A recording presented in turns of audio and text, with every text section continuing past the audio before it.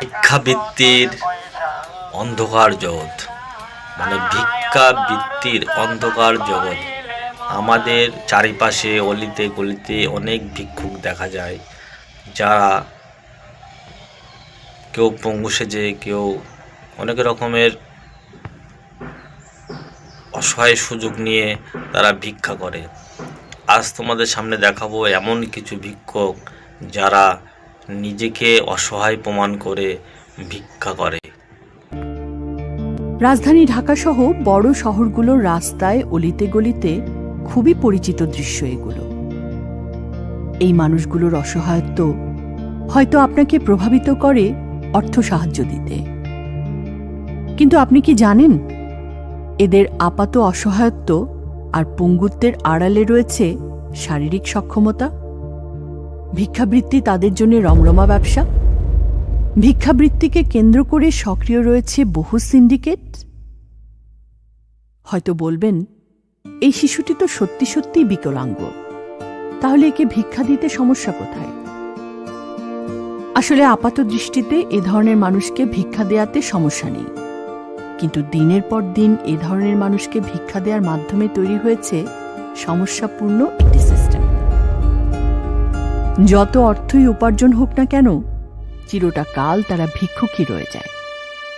আর অল্প আয়েসে অনেক টাকা আয় করতে পারে বলে সুযোগ পেলেও ভিন্ন কিছু করতে চায় না তারা।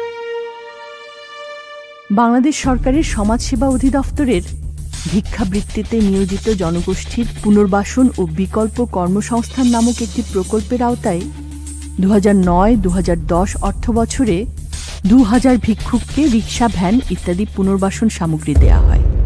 কিন্তু দেখা গেল যে সেটা আমরা সাকসেস হতে পারিনি। পুনর্বাসন করার এক পর্যায়ে তারা তাদের এই যে পুনর্বাসন সামগ্রী আমরা যেটা দিয়েছি, রিক্সা, ভ্যান কিংবা টাকা পয়সা দিয়েছি, সেই সব বিক্রি করে ওরা আবার ভিক্ষাবৃত্তিতে ফিরে এসছে।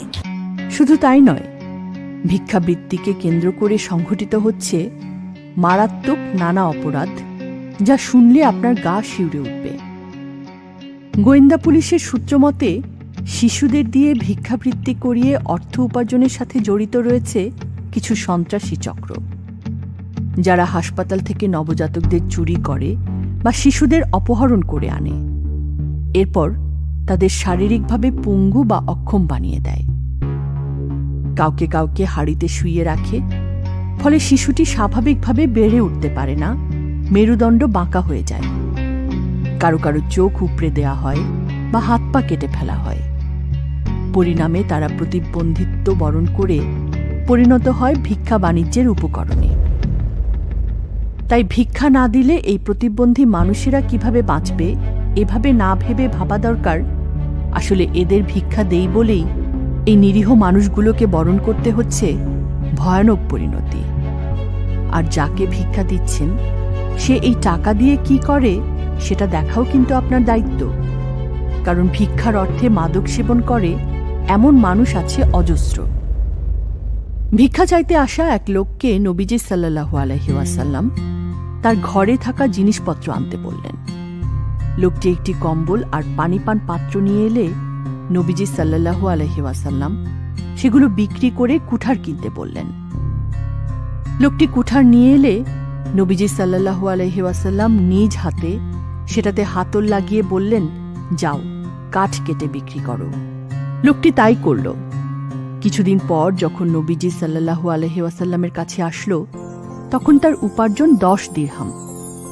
আসলে ভিক্ষাবৃত্তি যেমন অনুচিত, তেমনি অনুচিত যাকে তাকে ভিক্ষা দেওয়াও। তাই নবীজি সাল্লাল্লাহু আলাইহি ওয়াসাল্লামের শিক্ষা মেনে আমাদের উচিত ভিক্ষাবৃত্তিকে নিরুৎসাহিত করা, অসহায় ও দরিদ্রদের উদ্বুদ্ধ ও সহায়তা করা, আত্মনির্ভরশীল হতে।